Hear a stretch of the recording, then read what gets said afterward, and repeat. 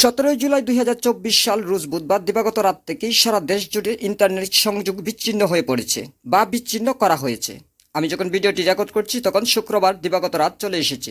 এখন পর্যন্ত আমরা ইন্টারনেট সেবা পাচ্ছি না বা ইন্টারনেটে ব্রাউজিং করতে পারছি না।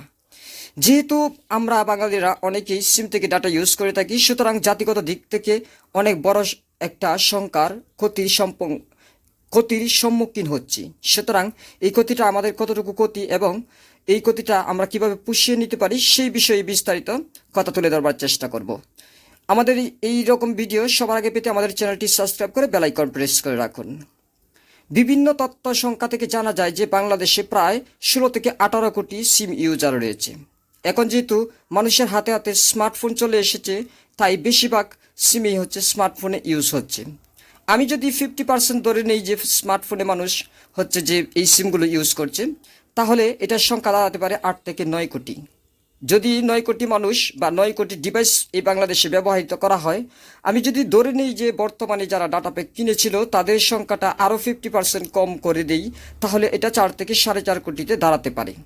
তো 4.5 কোটি মানুষ যদি ইন্টারনেট প্যাক কিনে থাকে, আর তাদের ভিতর থেকে যারা মিনি প্যাক কিনেছে, অর্থাৎ 3 দিনের, 1 দিনের কিংবা 7 দিনের প্যাক কিনেছে, তাদের যে সময়টা নষ্ট হয়ে যাচ্ছে, তাদের যেই প্যাকের মেয়াদটা যদি শেষ হয়ে যায়, তাহলে এই এমবিটা কেটে নিয়ে যাওয়ার ফলে সাধারণ জনগণ শত কোটি টাকার হয়তোবা ক্ষতির সম্মুখীন হতে পারে।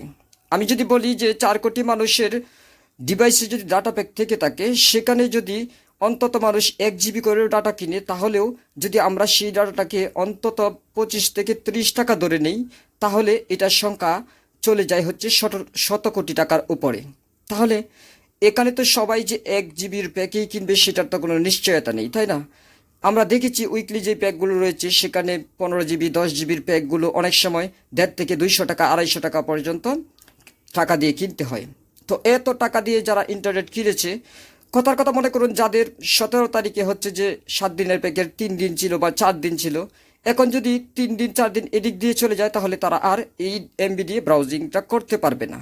অন্যদিকে যারা 3 দিনের প্যাক কেটেছিল, যদি ধারণা করা হচ্ছে যে রবিবার নাগাদ হয়তো বা ইন্টারনেট অ্যাক্টিভ হবে বা ইন্টারনেট সেবা আমরা পাবো, তাহলে রবিবার পর্যন্ত যদি ওয়েট করে, তাহলে 3 দিনের মেয়াদে যারা কিনেছিল তারা আর ইন্টারনেটটা খরচ করার সুযোগ পাবে না।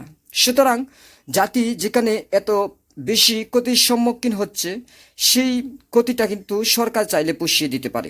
তাই জোর গলায় সরকারের কাছে দাবি জানাতে চাই যে এই জনগণের ক্ষতিটা উপলব্ধি করে যেন সিম কোম্পানিগুলিকে আদেশ করে দেওয়া হয়, যেদিন ইন্টারনেট সেবা চালু হবে সেদিন থেকে নতুন মেয়াদে যারা আগে থেকে ডাটা কিনেছিল সেই ডাটা ব্রাউজ করে খরচ করতে পারবে। সেই অনুরোধ এবং দাবি সরকারের প্রতি রইল।